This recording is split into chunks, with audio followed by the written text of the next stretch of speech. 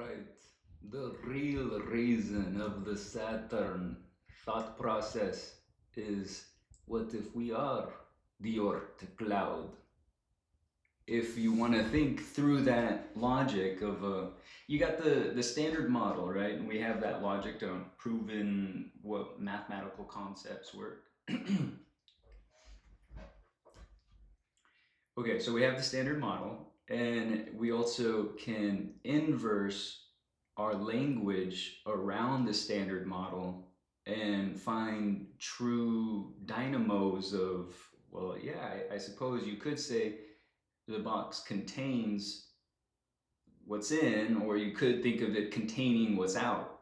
And that's uh, what needs to be recalled when you're thinking of two different things existing at the exact same time being mere reflections, like a particle inverse particle, where it's really energy and resonance inside of a volume that can be described in two different ways, inside or outside. And so back to the Oort cloud of orchestration, where we have this little ball of thermal couple that might be a kind of like a pivotal moment between all the different dark systems. I don't know. There's the hologram though that could happen from this glowing light ball that's finding little ways through, negotiating decisions, and we have those shared couplings on that layered front of how we see the two-dimensional layering occurring. And that's us being part of the bigger organism that is semi-transparent in that it exists throughout space-time past, and where the leading edge of how this all interweaves. Uh, if you will, try to figure out how to imagine it such that the hologram effect that we're talking about in that other one take episode with the morning coffee was talking about that effect where it could be the inverse square law on Jupiter, or that reversal flip that we do, the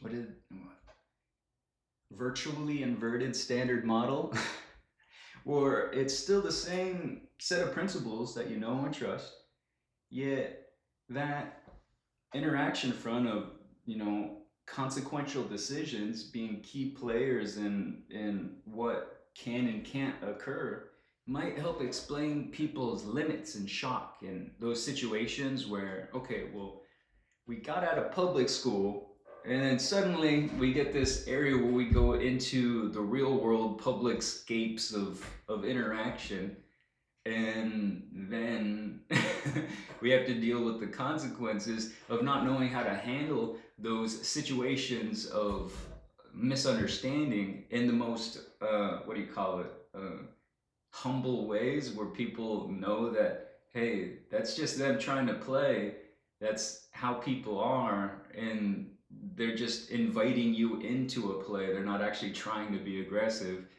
And I don't think that that has anything to do with my experiences. What this has to do with is the unfortunate travesty of how the very best trained people still make mistakes in these environments. We got police officers that go out there and they make mistakes and they have perpetual training for it. And the unfortunate part is they have to get out of jail free pass, which they've done so much good, yet that is to dismiss the good of all others in support of the civilization. So if the civilization is a balance of individuality, then does that count enough? And I'm not saying that they should be tried worse than everybody else, but what I am saying is, what are we doing to the vast majority if the bully system has such a leading edge in how things are orchestrated? I want courts to exist for tennis and basketball in fun situations.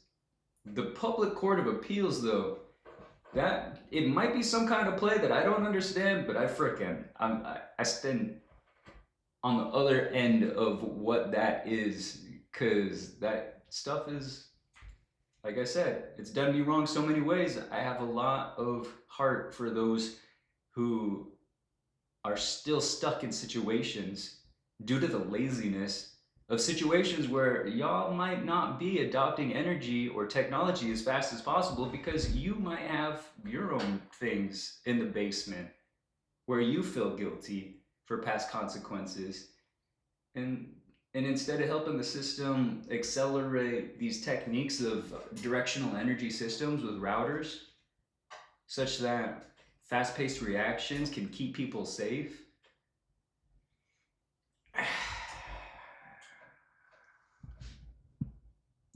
Question is, are you just used to it and so you want that to stay the way you're used to? Or are you ready for something way better? Ready!